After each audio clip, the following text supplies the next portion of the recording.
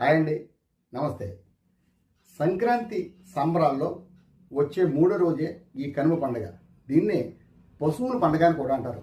ఎందుకంటే సంవత్సరం అంతా కూడా రైతుకి ఎంతో అండదండగా ఉండే ఎద్దులు, ఆవుల్ని, గోవుల్ని కూడా పూజించే రోజు ఇది.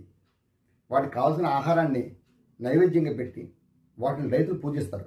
ఒక విధంగా చెప్పాలంటే మనకు సహాయపడే ప్రకృతిని, మూగజీవాల్ని కాపాడుకోవడమే ఈ పండుగ యొక్క ముఖ్య ఉద్దేశం. అలాగే ఒక సామెత కూడా ఉందండి, కనుమ నాడు కాకి కూడా కదలదని. అంటే దీని ఉద్దేశం ఏంటంటే ఎన్ని పనులు ఉన్నా సరే మనం పనులన్నీ మానేసుకుని ఇంట్లో కుటుంబ సభ్యులందరితో కలిసి సరదాగా ఎంజాయ్ చేయమని దీని అర్థం. కనుమ నాడు కాకి కూడా కదలదు అంటే దూర ప్రయాణం చేయకుండా ఇంట్లో ఉండమని అర్థం. అలాగని కోడి పందాలను గుండాట మానకూడదంటే చుట్టుపక్కల అక్కడికి వెళ్ళొచ్చు.